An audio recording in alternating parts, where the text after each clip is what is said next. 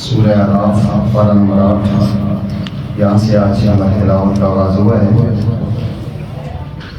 سورہ اعراف میں بڑی اہم اور بہت سبق آموز باتیں بھی اور احکامات بھی ہیں۔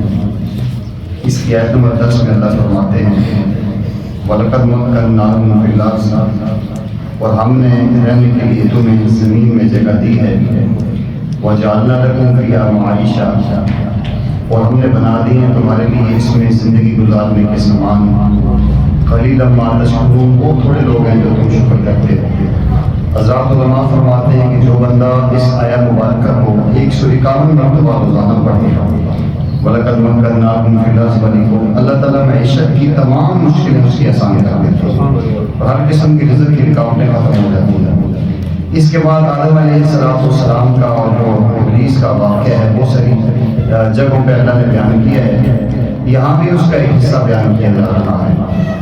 وَلَقَدْ خَلَقْنَاكُمْ ثُمَّ صَوَّرْنَاكُمْ، بے شک ہم نے تمہیں پیدا کیا، پھر ہم نے تمہاری خوبصورت شکل و صورت بنائی۔ ثُمَّ قُلْنَا لِلْمَلَائِكَةِ، پھر ہم نے فرشتوں سے کہا اسجدوا، سجدہ کرو آدم کو۔ فسجدوا، بس سب نے سجدہ کیا الا ابلیس، سوائے ابلیس کے۔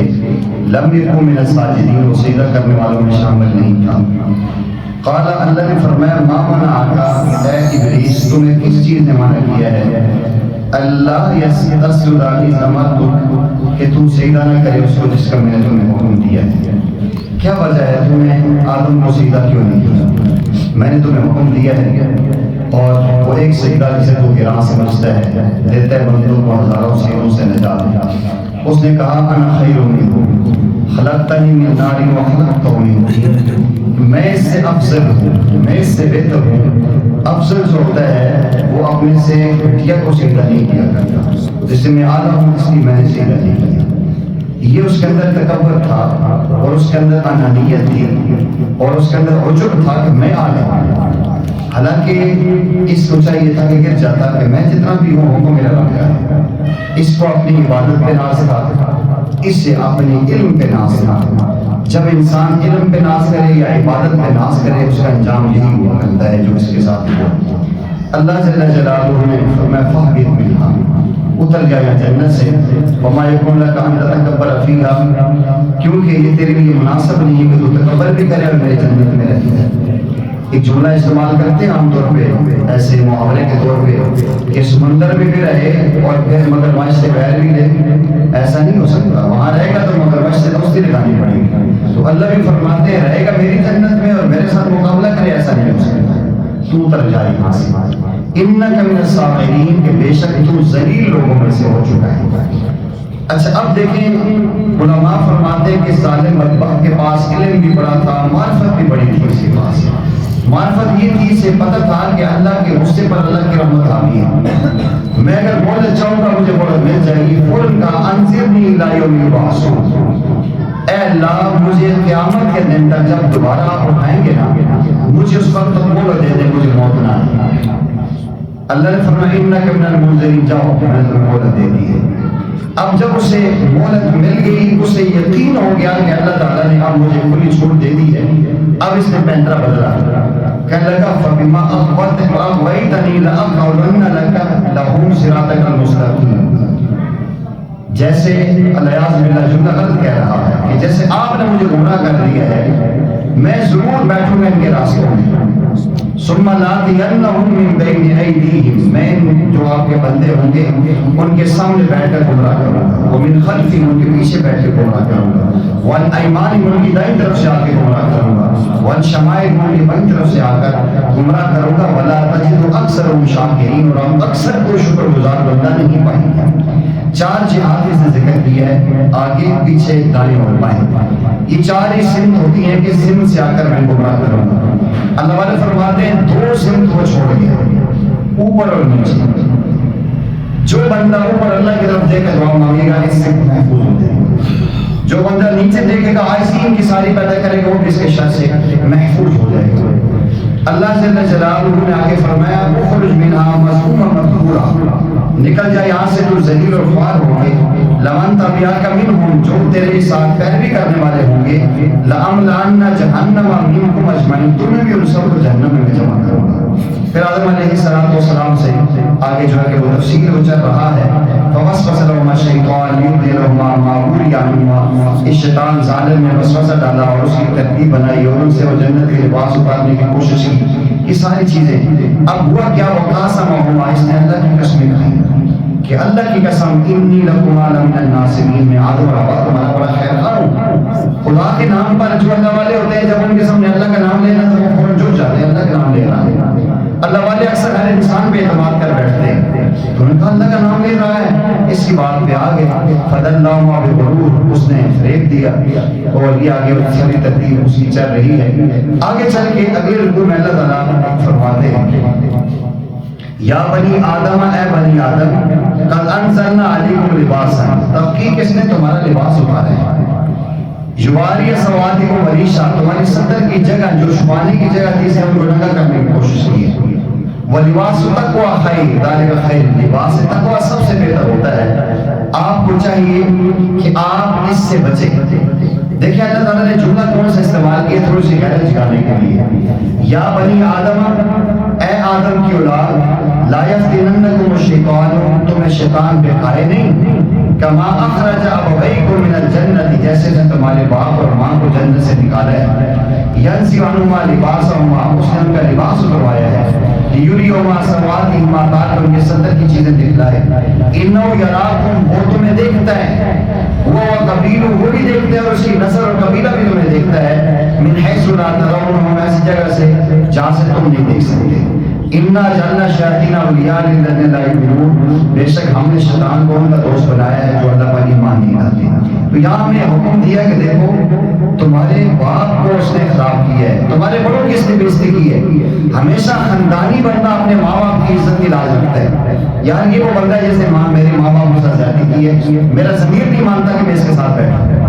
ایک بندہ اپنے ماں اور باپ کے دشمن کے ساتھ بیٹھتا ہے تو معاشرہ اسے بغیرت کہتے ہیں، بے ضمیر اور بے نسلہ کہتا ہے، یار یہ کیسا انسان ہے، اس کے ماں باپ کے ساتھ اس نے کیا کیا اور آج اسی کے ساتھ جھوٹا میٹھا کر رہا ہے۔ تو اس عہد میں اللہ نے وہ غیرت جگائی ہے انسان میں، یہ تمہارے باپ کا دشمن ہے، کم از کم تو یہ ساز کیسے کرو، اپنے باپ کے دشمنوں سے دوستی ایسی نہیں ہوا کرتی، تم ماں باپ کے دشمن کو دشمن سمجھو گے تو تم معاشرے میں عزت کے ساتھ رہو گے۔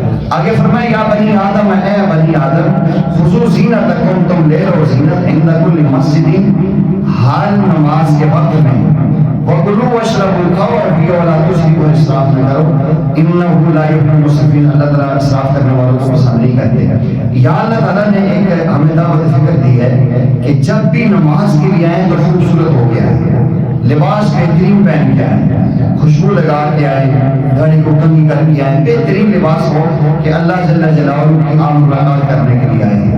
ہم جاتے ہیں، اب دیکھیں جب شادی میں جاتے ہیں کہیں اور طرف جاتے ہیں تو وہاں جا کے ہم کتنی تیاری میں جاتے ہیں، لیکن جب ہم اللہ جل جلالہ کے دربار میں آتے ہیں تو ہماری حالت کیا ہوتی ہے، مجھے اور آپ کو اس چیز کو سوچنا چاہیے۔ آگے فرمایا ان الذین کذبوا بآیاتنا، بے شک وہ لوگ جو ہماری آیات کی تکذیب کرتے ہیں، واستکبروا عنہا، وہ اس پہ تکبر کرتے ہیں، لا تفتح لهم ابواب السماء، ان کے لیے آسمان کے دروازے نہیں کھولے جائیں گے، ولا يدخلون الجنہ، ورنہ وہ جنت میں داخل ہوں گے۔ آگے ایک اللہ نے مثال دی ہے کہ اتنی سخت بات ہے کہ ناممکن ہے۔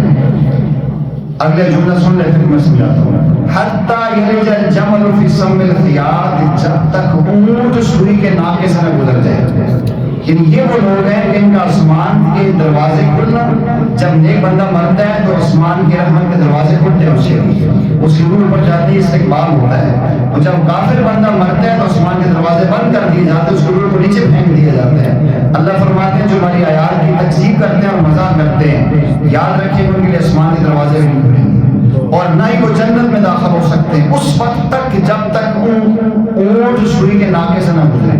تو کیا اونٹ سوئی کے ناکے سے گزر سکتے ہیں؟ ناممکن ہے، تصور ہی محال ہے۔ تو جس طرح سوئی کے ناکے سے اونٹ کا گزرنا محال ہے، ایسے ہی ایسے لوگوں کا جنت میں جانا محال ہے۔ انہیں دعوت فکر دی کہ بس کرو، پیچھے ہٹ جاؤ، اپنی روش چھوڑ دو۔ آگے چل کے اصحاب جنہ کا، اصحاب نار کا ذکر آ رہا ہے۔ اللہ تعالیٰ قیامت کے دن اہل جنت کو جنت میں بھیج دیں گے، اہل جہنم کو جہنم میں بھیج دیں گے۔ جن کی نیکیاں اور برائیاں برابر ہوگی انہیں عذاب میں درمیان میں کھڑا کیا جائے گا۔ وہ تھوڑا سا ایک مکالمہ ہوگا ان کا آپس میں، اس رکوع میں موجود ہے۔ وَنَادَى أَصْحَابُ الْجَنَّةِ، اور آواز دیں گے جنت والے اصحاب النار، دوزخ والوں کو، ان قد وجدنا ما وعدنا ربنا حقا، وہ فرمائیں گے جو کچھ ہمارے رب نے ہم سے وعدہ کیا تھا ہم نے وعدہ پا لیا۔ اللہ نے فرمایا تھا میرے نبی پاک صلی اللہ علیہ وسلم کی اتباع کر کے اور جنت تمہارا ٹھکانہ کر دوں گا، اللہ نے وہ چیز ہمیں دے دی ہے۔ فَهَلْ وَجَدْتُم مَّا وَعَدَ رَبُّكُمْ حَقًّا، کیا تم نے بھی اپنے رب کا وعدہ پا لی ہے؟ کہ اگر اللہ رسول کی بات نہیں مانو گے تو یہ بات ہوگی جنت میں داخلہ تمہارا منع ہو جائے گا، جہنم تمہارا مقدر ہوگی۔ قالوا نعم، وہ کہیں گے ہاں ہاں ایسا ہی ہوا ہے۔ فَأَذَّنَ مُؤَذِّنٌ بَيْنَهُمْ، ایک پکارنے والا پکار کے کہے گا اللعنۃ اللہ علی الظالمین، اللہ کی لعنت ہو ظالم لوگوں پر۔ یہ وہاں جا کے انسان نے ایسی بات کرنی ہے۔ آگے فرمایا کہ وَبَيْنَهُمَا حِجَابٌ، ان کے درمیان ایک پردہ لگا دیا جائے گا۔ وَعَلَى الْأَعْرَافِ، جو لوگ اعراف پہ ہوں گے، رجال ایسے لوگ ہوں گے یعرفون کلا بسیماہم، جو پہچاننے جا رہے ہوں گے ان کی چہروں سے۔ وَنَادَوْا أَصْحَابَ الْجَنَّةِ أَنْ سَلَامٌ عَلَيْكُمْ، اللہ اکبر، اصحاب جنت کو پکار کے کہیں گے تم پر سلام ہو۔ لم يدخلوها وهم يطمعون، فرمایا اہل اعراف جو ہوں گے نا وہ کہیں گے کہ جنت میں داخل تو ہم نہیں ہوئے لیکن ہم جنت کی امید رکھتے ہیں۔ وَإِذَا صُرِفَتْ أَبْصَارُهُمْ تِلْقَاءَ أَصْحَابِ النَّارِ، جب پھیر دی جائیں گی ان کی نگاہیں دوسروں کی طرف، ایسے دیکھیں گے جنت پر نظر آئیں گے، کہیں گے تم پہ اللہ کی سلامتی ہو، تم تو جنت میں چلے گئے، ہم بھی امید رکھتے ہیں کہ ہم بھی قریب تمہارے پاس آئیں گے۔ جب مڑ کے اس طرف دیکھیں گے تو اصحاب نار نظر آئیں گے، ان کی طرف دیکھ کر یہ کہیں گے قالوا، کہیں گے ربنا، اے ہمارے رب، لا تجعلنا مع القوم الظالمین، ہمیں ان ظالموں کے ساتھ کبھی بھی شمار نہ کرنا۔ ونادى اصحاب الاعراف رجالا يعرفون بسيماهم، آواز دیں گے وہ لوگ جو اصحاب اعراف ہوں گے جن کے چہرے پہچانے جا رہے ہوں گے۔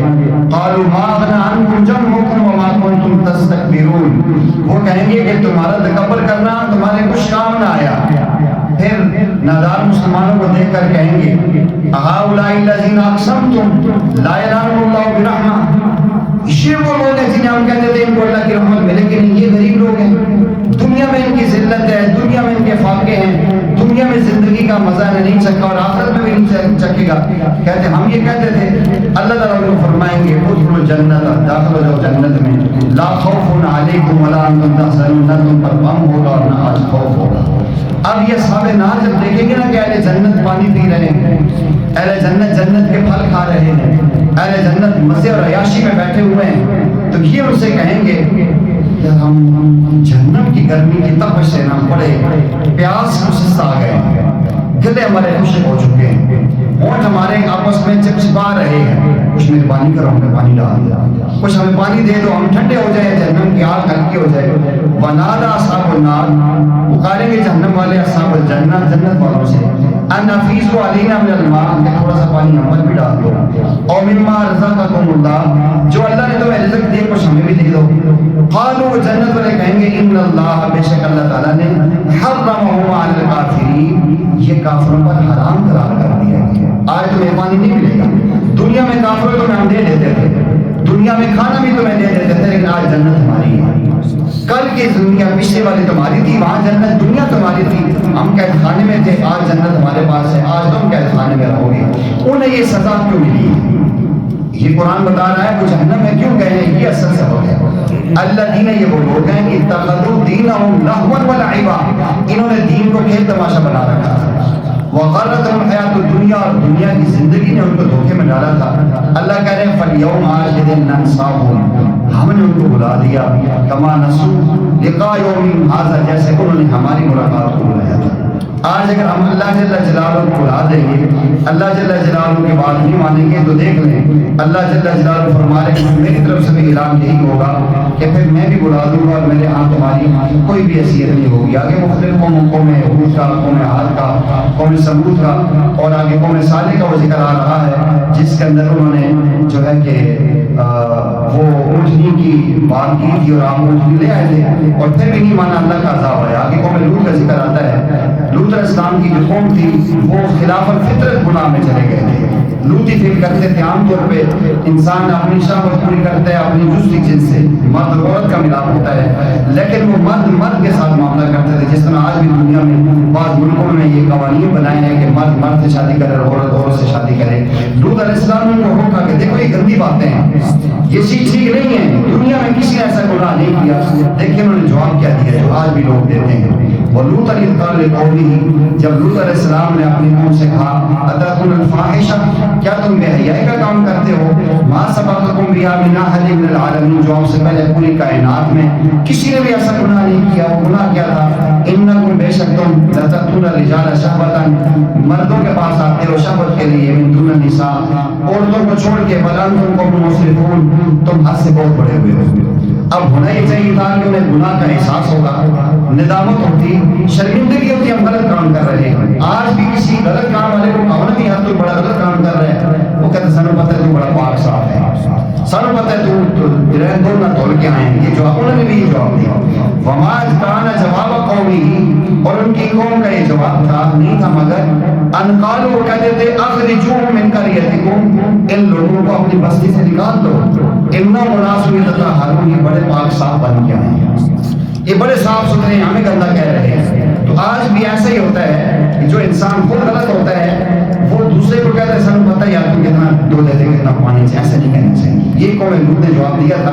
پھر دیکھ لیں کہ اللہ تعالیٰ نے ان کے ساتھ کیا عاشق کیا ہے. ہمیں بھی چاہیے کہ ہم بھی اپنے آپ کو جو ہے کہ گناہوں سے بچائیں. غلطی کوتاہی ہوتی ہے تو انسان کو ندامت میں مان لینی چاہیے. انسان اور شیطان میں یہ فرق ہے. انسان غلطی کر لے تو اسے غلطی کا احساس ہو جاتا ہے اور معافی مانگ لیتا ہے. شیطان جو غلطی کرتا ہے اس میں اڑ جاتا ہے. اب میں اور آپ خود دیکھیں کہ ہم غلطی کر کے اڑتے ہیں یا غلطی کر کے ہمیں کچھ سمجھائے تو ہم سمجھ جاتے ہیں. اللہ تعالیٰ نے آگے فرمایا ابا اہل القرآن ایت یہ باسنا بیاتهم نائم. یہ بلکہ پیچھے اس کی آیت نمبر 96 میں فرمایا آج دنیا میں لوگ کہتے ہیں جی کہ معیشت بڑی خراب ہو گئی ہے, مہنگائی بڑی سخت ہو گئی ہے. لوگ کبھی قرآن کو برا کہتے ہیں, کبھی فلاں کو برا کہتے ہیں. ان کا کوئی قصور نہیں ہے, قصور ہمارا اپنے. جیسے اعمال ہوں گے ایسے لوگ اللہ ہمارے پر مسلط کریں گے.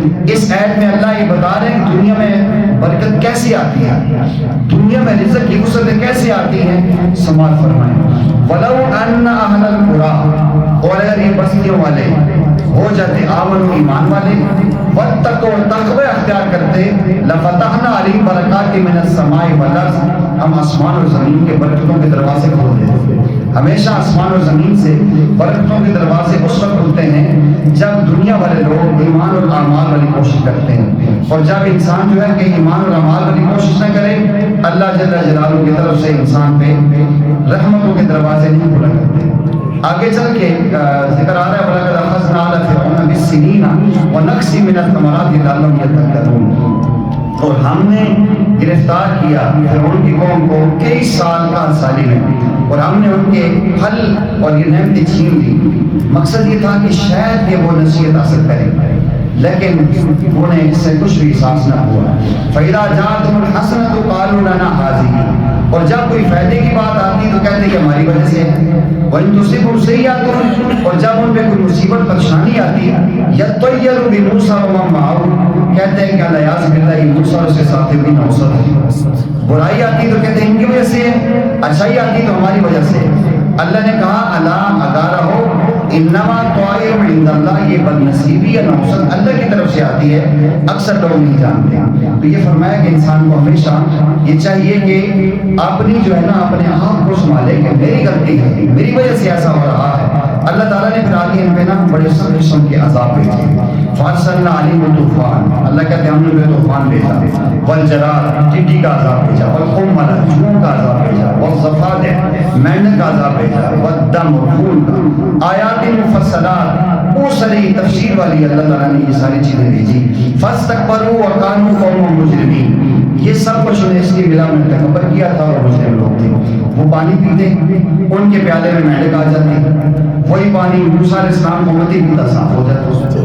وہ کھانا کھاتے اندر سے مینڈک نکل آتا. وہ اس کے بعد جوئوں کا عذاب آیا, ٹڈی کا آیا, خون گئی, ساری چیزیں ان کے ساتھ آئی. اچھا جب بھی ان کے اوپر یہ عذاب آتا انہوں نے صحیح جیب بھر کے موسیٰ علیہ السلام کو تنگ کیا. وَلَمَّا وَقَعَ عَلَيْهِمُ الرِّجْزُ جب کبھی ان پہ ایسا عذاب آتا قالوا کہتے یا موسیٰ اے موسیٰ قُلْ لَنَا رَبَّكَ اپنے رب سے دعا کرنا بِمَا عَهِدَ عِندَكَ اس عہد کی وجہ سے جو تیرے ساتھ اللہ نے کیا ہے کہ تیری دعا اللہ قبول کرے گا تو جا کے دعا کر لے. لَئِن كَشَفْتَ عَنَّا الرِّجْزَ اگر یہ عذاب اللہ ہم سے دور کر دے لَنُؤْمِنَنَّ لَكَ ہم تیرے پر ایمان لے آئیں گے. وَلَنُرْسِلَنَّ مَعَكَ بَنِي إِسرَائِیل اور ہم اس بنی اسرائیل قوم کو آپ کے حوالے کر کے نہ ان کو اپنی غلامی سے نکال دیں گے. موسیٰ صاحب ایک مشرک پیغمبر تھے, جا کے اللہ سے دعا کرتے اے اللہ ان کا یہ عذاب دور کر دے۔ قرآن کہتا ہے فلما کشفنا عنہ الرجز، جب اللہ تعالیٰ اس عذاب کو ہٹا دیتے ہیں الاجل، ایک تھوڑے سے وقت کے لیے، ہم بالغوہ اذا ہم ینکثون، پھر جب تک وہ نہ ٹوٹتا پھر وہ اپنا ہاتھ توڑ دیتے، پھر نافرمانی شروع کر دیتے، پھر یہ کرتے رہتے، فانتقمنا منہم فاغرقناہم فی الجم، پھر اللہ نے آخر میں ان سے انتقام لیا، انہیں دریاؤں کے اندر بوتے لگائے اور پھر ان کے ساتھ جا کے یہ معاملہ ہوا۔ آگے جب یہ فرعون غرق ہو گیا، موسیٰ علیہ السلام کی قوم دریائے نیل سے پار چڑھ گئی، یہ آگے چل کے جا رہے تھے، آگے چل کے انہیں ایک منظر دیکھا، وجاوزنا ببنی اسرائیل البحر، جب انہوں نے ہم نے پار کر دیا بنی اسرائیل کو سمندر سے، فاتوا علی قوم، وہ ایک قوم کے پاس سے گزرے، یعکفون علی اصنامہم، وہ اپنے بتوں کی عبادت کر رہے تھے۔ دیکھیے جس انسان کی فطرت میں خباثت ہونا، اس کے رگ و پے میں، اس کے خون کے اندر جراثیم ہونا، وہ کہیں نہ کہیں سے ضرور نکلتے ہیں۔ ساری زندگی غلامی کرتے رہے، ساری زندگی فرعون کو سجدے کرتے رہے، اب ان سے پیغمبر کے ذریعے نجات مل گئی، اب خوش ہو جانا چاہیے۔ اللہ نے پیغمبر دے دی ہے، اللہ نے کتاب دے دی ہے، اللہ نے کلیم اللہ ہمیں دیا ہے، اللہ کی عبادت ہم جی بات کے کریں، لیکن کرتے کیا ہے؟ کہنے لگے یا موسیٰ جعل لنا الہا کما لهم آلیہ، اے موسیٰ ہمارے لیے ایسا خدا بنا دے جس خدا کو جو رہے۔ قال انکم قوم تجہلون، آپ نے فرمایا کہ تم بڑے جہل قسم کے لوگ ہو، یہ کیسی بات کر رہے ہو؟ غیر اللہ یبغیکم الہا، کیا میں اللہ کے علاوہ کوئی خدا ڈھونڈ کے تمہیں دوں؟ هو فضلکم العالمین، اس اللہ نے تمہیں تمام جہانوں پر فضیلت دی ہے، تم ایسی باتیں کر رہے ہو۔ بہرحال اللہ تعالیٰ نے ہم کو نجات دی تھی فرعون کے عذاب سے، اب انہوں نے ڈیمانڈ کی کہ موسیٰ ہم تیری بات تب مانیں گے، زبانی باتیں ہم نہیں مانتے، کوئی ریٹن ہونا چاہیے، کوئی تحریر ہونی چاہیے، کوئی کتاب ہونی چاہیے کہ ہم اس کتاب کو دیکھ کے پڑھیں، اس کے اندر اللہ کے احکامات ہوں۔ اللہ تعالیٰ نے موسیٰ علیہ السلام سے کہا وَوَعَدْنَا مُوسَىٰ ثَلَاثِينَ لَيْلَةً، کہ آپ کو کہا کہ آپ 30 دنوں کے لیے کوئی دور پہ آ جائیں۔ موسیٰ علیہ السلام نے وہاں اعتکاف کیا اور 30 دن کا روزے رکھے۔ بعض روایات کے اندر آتا ہے کہ اس کے بعد موسیٰ علیہ السلام نے مسواک شسواک کر لی، اپنے آپ کو ریڈی کر لی کہ چلو اللہ سے ملاقات کروں، تو اللہ تعالیٰ نے وَأَتْمَمْنَا عَشْرًا بِعَشْرٍ، پھر 10 مزید دن رکھوائے۔ بعض مفسرین نے لکھا ہے اللہ تعالیٰ فرماتے ہیں میں نے روزے رکھوائے تھے کہ روزے دار کے منہ کی بھوک مجھے مشک عنبر سے اچھی لگتی ہے، تم صاف کر کے آ گیا اور 10 دن مزید رکھے، پھر 40 دن آپ نے پورے کیے، پھر وہاں سے آپ کو کتاب ملی اور پھر وہ کتاب لے کے آپ تشریف لائے۔ جب جا رہے تھے تو پیچھے اپنی قوم کے لیے نگران اپنے بھائی کو بنا کر گئے تھے، کہا تھا لِأَخِي هَارُونَ اخْلُفْنِي فِي قَوْمِي، کہ اپنے بھائی کو تو میرے بعد اپنے نائب کو میری قوم میں وَأَصْلِحْ، اصلاح کرنا، وَلَا تَتَّبِعْ سَبِيلَ الْمُفْسِدِينَ، ان فسادی لوگوں کی بات نہیں ماننا۔ اب موسیٰ علیہ السلام جب وہاں گئے، اللہ جل جلالہ سے ہم کلامی ہوئی، جس کو نا جس سے دلی محبت ہوتی ہے، جب کسی کو کسی کے ساتھ عشق ہو جائے نا، یہ اللہ والے سمجھ سکتے ہیں، عام بندہ ہی نہیں سمجھ سکتا۔ تو اللہ سے ہم کلامی ہو رہی ہے، اللہ سے باتیں ہو رہی ہیں، اللہ کی آواز پیاری لگی، اللہ کی محبت اور پیار کی وہ باتیں دل میں لگی، تو اب دل نے مجبور کیا کہ اللہ کو دیکھو، جی آواز اتنی پیاری ہے تو اس رب کا دیدار بھی کر لوں۔ تو آپ نے دلی چاہت میں عشق میں مجبور ہو کے کہا ربی ارنی انظر الیک، اے اللہ آپ مجھے دکھلا دینا اپنا آپ، میں آپ کو دیکھنا چاہتا ہوں۔ قال لن ترانی، اللہ نے فرمایا آپ مجھے نہیں دیکھ سکتے۔ پھر اصرار کیا نہیں اللہ جی میں ہمت کروں گا، میں اندر طاقت رکھوں گا، میں آپ کا کلیم اللہ ہوں، تو میں دیکھنا چاہتا ہوں۔ اللہ تعالیٰ نے فرمایا چلو ٹیسٹ کرتے ہیں، وَلَٰكِنِ انظُرْ إِلَى الْجَبَلِ فَإِنِ اسْتَقَرَّ مَكَانُهُ فَسَوْفَ تَرَانِي، ٹھیک ہے ساتھ پہاڑ ہے، آپ اس پہاڑ کو دیکھیں، میں کسی تجلی ڈالتا ہوں، اگر وہ پہاڑ اپنی جگہ برقرار رہا تو تم مجھے دیکھ لو گے۔ فَلَمَّا تَجَلَّىٰ رَبُّهُ لِلْجَبَلِ جَعَلَهُ دَكًّا، جب اللہ جل جلالہ نے اپنی ہلکی سی تجلی اس پہاڑ پہ ڈالی تو وہ پہاڑ ریزہ ریزہ ہو گیا، وَخَرَّ مُوسَىٰ صَعِقًا، اور موسیٰ علیہ السلام اس وحشی حال کے اس تجلی کو برداشت نہیں کر سکے، بے ہوش ہو۔ فَلَمَّا أَفَاقَ، جب آپ کو ہوش آیا، قال آپ نے کہا سبحانک، اللہ پاک ہے، تبت، میں توبہ کرتا ہوں، الیک، اس بات سے، وَأَنَا أَوَّلُ الْمُؤْمِنِينَ، اور میں سب سے پہلے آپ پر ایمان لاتا ہوں۔ قال فرمایا یا موسیٰ، اے موسیٰ انی اصطفیتک علی الناس برسالاتی وبکلامی، میں نے تجھے اپنی کلام کے لیے اور میری رسالت کے لیے لوگوں سے چن لی ہے، فخذ ما آتیتک، پس لے لے جو ہم نے آپ کو دیا ہے، وکن من الشاکرین، اور آپ ہو ہو جاؤ شکر گزار بندوں میں سے. آگے ساری وہی تفصیل آ رہی ہے. وہ جو کتاب دی گئی اور کتاب لے کے آپ واپس آئے اور پھر آ کر آپ نے دیکھا اپنی قوم کو کہ آپ کی قوم جو ہے کہ وہ ایک بچڑے کی پوجا کر رہی ہے, عبادت کر رہی ہے. اس میں آ کر جو ہے کہ ان کا وہ پورا ایک منظر آتا ہے. غصے میں آئے اور اپنی قوم کو اس میں ڈانٹا.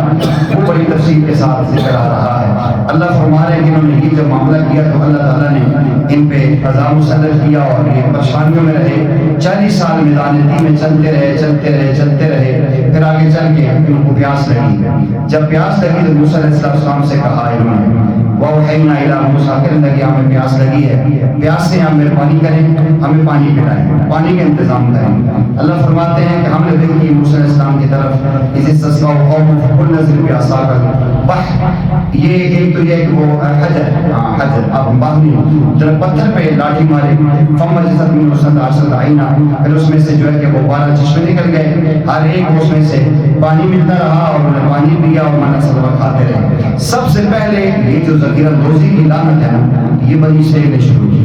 اور تھے انہیں پتہ تو تھا کہ ہم ہیں بڑے گناہگار. جو بندہ اندر سے ہونا پاپی, اسے پتہ ہوتا ہے کہ ابھی تو لوگوں کے سامنے پردہ پڑا ہے, کسی وقت میری جو ہے کھینچے جا سکتا ہے. پیچھے پوری زندگی پنگے لیتے رہے. موسیٰ علیہ السلام کو ترپایا, دیکھا کہ مانو سلوا آ رہا ہے, پٹیل بنا ہوا آ رہا ہے, مٹھائی چیز آ رہی ہے. کہنے لگے ہم نے کل جا کے پھر پنگا کرنا ہے. وہاں پنجابی میں جملہ کہتے ہیں نا مانا رامی تو اجلا دے ڈھیر. آگے پنگا بازی پھر کرنے کے لیے رزق بند ہی نہ ہو جائے. انہیں چپ کے سنا اندر سنبھال کے رکھنا شروع کر دیا.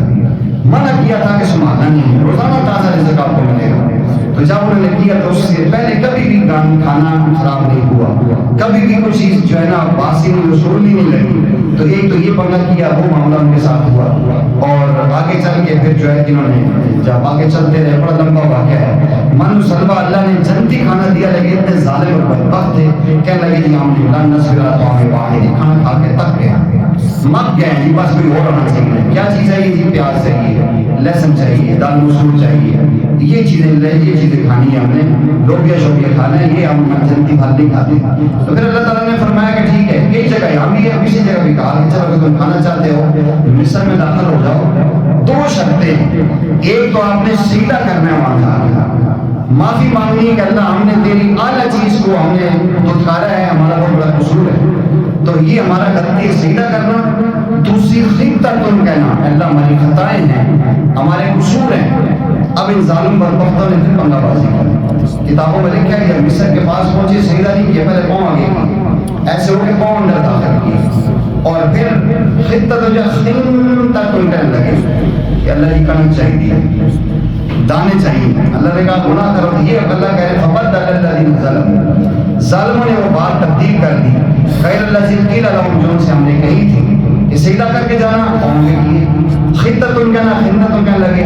فارسلنا علیہم الرجز من السماء, اللہ کہتے ہیں کہ ہم نے آسمان سے عذاب ان کو نازل کیا اس وجہ سے کہ جو انہوں نے ظلم کیا تھا. پھر فرمایا کہ بس الذی, اب ان لوگوں سے پوچھ لے جو وہاں اس بستی میں رہنے والے لوگ تھے. پھر اللہ تعالیٰ نے آگے ان سے ایک اور بات کہی تھی کہ آپ ایک دن ہفتے کا مجھے دے دو, 7 دنوں میں سے ایک دن عبادت کرنی ہے, خالص بھی نہیں کرنی ہے, تمہاری مرضی جو دن کا ہو. انہوں نے ہفتے کا دن کہا کہ اللہ جی ہفتے کے دن ہم آپ کی عبادت کریں گے. فرمائے ہفتے کا دن صرف میری عبادت کا ہے, اس کے علاوہ کسی کی عبادت کوئی کام نہیں کریں گے. اب یہ لوگ مچھلی کھانے کے بڑے شوقین تھے, اللہ کی شان اللہ تعالیٰ آزماتے ہیں. پورا ہفتہ مچھلی چھپی رہتی, اب ہفتے کا دن جب عبادت کا ہوتا تو مچھلی تیار رہتی پورے سمندر میں. وہ کہتے ہیں کہ بلی دے خواب چیچڑے, وہ بلی کو خواب میں چیچڑے نظر آتے ہیں. انہیں جب سامنے مچھلیاں نظر آئیں تو بہت کم بڑا خراب ہے, تو انہوں نے اندر سے فطور تھا تو ایک اور تدبیر نکالی کہ چلو ہم ہفتے کے دن شکار تو نہیں کرتے, اللہ کو ہمیں ٹائم دی ہے. انہوں نے اس دریا کے ساتھ چھوٹی چھوٹی نہریں کھود دی, نہریں کھود کے اپنے علاقے میں لے آئے اور بڑا سا ایک تالاب بنا لیا, آگے ڈھکنا لگا دیا. تو جمعے کی رات, صبح ہفتہ ہے نا تو رات کو ڈھکنا اٹھا دیتے. جن علاقوں میں آپ نے دیکھا نا جن زمینوں کو لوگ پانی لگاتے ہیں تو ہر ایک کے کھیت کے آگے ڈھکنا لگا ہوتا ہے, وہ ڈھکنا اتارتے اس کھیت میں پانی آ جاتا ہے. تو انہوں نے اللہ تعالیٰ کو دھوکہ دیا کہ ہم تو عبادت کرتے ہیں, جمعے کی رات جا کے آرام سے ہم کھول لیتے ہیں, تو تسلی کے ساتھ عبادت کر رہے ہیں, لگے ہوئے ہیں, اور مسجد چلتی ساری اس میں آ جاتی. یہ اللہ تعالیٰ کے ساتھ انہوں نے ایک چیز کی. تو یہ اللہ تعالیٰ فرما رہے ہیں کہ پھر ان کو آگے جا کے آگے یہاں بھی آتا ہے کہ بس القریۃ التي كان حاضر البحر يحمل في السبت، جب ان سے وعدہ لیا گیا تھا ہفتے کا انہوں نے زیادتی کی، اس تحقیم حیتان جب وہ مچھلیاں اوپر آتی تھی، یوم السبت ہفتے کے دن شروع سمجھو گے، وہ یوم لا یسبتون ہفتے کے دن جو نہیں ہوتا تھا لا تأتیہم نہیں آتی تھی، کذالک نبلو میں سے ہم نے ان کو آزمایا بما كانوا یفسقون اس وجہ سے جو فسق کرتے تھے۔ اب اس میں تین گروہ ہو گئے، یہ باروں میں آیا ہے۔ ایک وہ گروہ تھا جو پنگا بازی کرنے والا تھا، دوسرے وہ لوگ تھے کہتے ہیں نہ کرو، اچھی بات نہیں ہے، تمہارے دلوں کے اندر کے خیالات کو وہ جانتا ہے، تمہاری سوچ کو وہ جانتا ہے، دھوکہ برا بنا دو، یہ غلط بات ہے۔ تیسرے وہ لوگ کہ کہتے ہیں یار تمہاری اپنی قبر نہیں اپنی قبر تو نہیں کھاؤ نہیں کم دے ہو۔ تو اللہ تعالیٰ نے ایک گروہ بچایا، جس نے منع کیا تھا نا، جو منع کرتے تھے وہ انسان رہے، جو کہتے ہیں ان کی قبر تمہاری قبر ہے وہ بن گئے بندر، جنہوں نے یہ پنگا بازی کی تھی وہ بن گئے خنزیر۔ صبح اٹھے درمیان میں دیوار لگی اور اس کے بعد وہ ادھر تھے اور کچھ دن وہ رہے اور اس کے بعد پھر ان کا اختتام ہوا اور دنیا سے چلے گئے۔ ہمارا ان آیات کے اندر بھی اللہ تعالیٰ نے ہمیں یہ چیز سبق دی ہے کہ اللہ جل جلالہ کو دھوکہ نہیں دینا چاہیے، اس سے انسان کے لیے نقصان کی باتیں ہوتی ہیں۔ آگے چل کے اس کے نویں پارے کے آخری صفحے پہ ہم آتے ہیں، اس میں اللہ تعالیٰ نے ایک ضابطہ بیان کیا ہے انسانوں کے لیے۔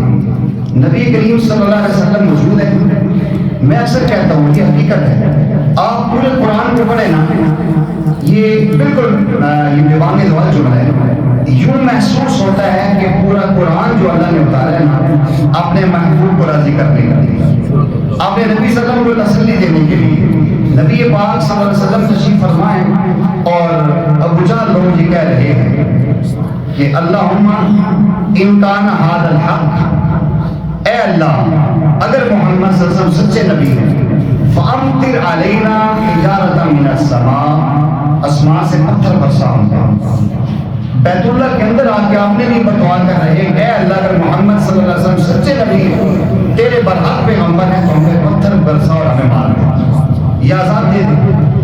اچھا اب دیکھیں جی کہ عذاب نہیں آیا، صحابہ کرام پریشان ہو گئے، یار اللہ ہمارے آقا تو سچے نبی ہیں، اللہ کے آخری پیغمبر ہیں، اللہ کے لاڈلے محبوب ہیں، اللہ نے اسے امام الانبیاء بنایا ہے اور یہ بدعا بیت اللہ کے اندر مانگ رہے ہیں اور پھر بھی تباہ نہیں ہو رہے۔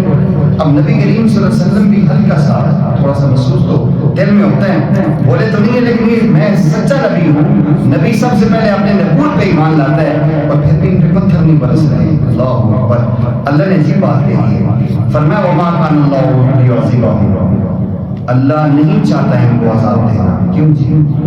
وانت فیہم، آپ جو اندر آپ اس بستی میں موجود ہیں، آپ کی موجودگی میں ان کی مٹی بھی نہیں پڑے گی، آپ چھوڑے نا مکہ، آپ نکلے پھر دیکھیں کے ساتھ ہوتا کیا ہے۔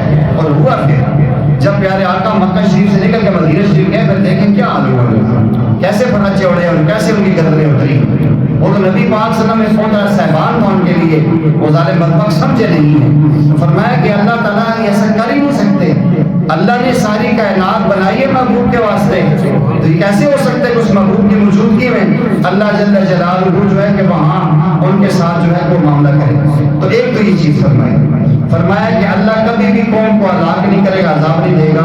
ٹائم زیادہ ہو گیا، 2-3 منٹ بعد سے ختم کرتا ہوں۔ وما کان اللہ لیعذبہم، اللہ کو مناسب نہیں ہے عذاب دینا کہ جب آپ موجود ہوں، اور وما کان اللہ معذبہم یستغفرون، اور جب آپ دنیا سے تشریف لے جائیں اور آپ کی قوم سچے دل سے توبہ کرے اللہ پھر بھی عذاب نہیں دے گا۔ یہ دو ضابطے آج ہم دونوں میں سے ایک کوشش کر لیں۔ پیارے آقا کریم علیہ السلام حکومت خطرہ میں موجود ہے، ان کی وجہ سے آج کائنات میں رحمت اور برکتیں، اور دوسرا ہمارے پاس استغفار کا بہت بڑا خزانہ ہے۔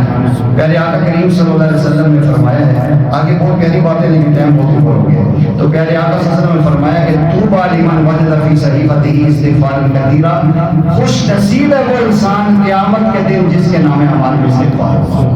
استغفار کی مثال ایسے ہے حدیث میں، جس طرح میلے کپڑے کو صابن لگا کے برش سے دھوتے ہیں پھر اس کو نچوڑتے ہیں، استغفار سے انسان ایسے صاف ستھرا ہو جاتا ہے، اور اس کے بعد جب نچل جائے نا کپڑے پریس کر کے پھر ہم کیا کرتے ہیں جی یہاں کچھ لگاتے ہیں، یہ جو خوشبو ہے یہ تو خوشبو، استغفار سے اپنے آپ کو دھوئے اور خوشبو سے اپنے آپ کو چمکائیں۔ اللہ پہلے آقا کی محبت میں جینا اور مرنا نصیب فرمائے۔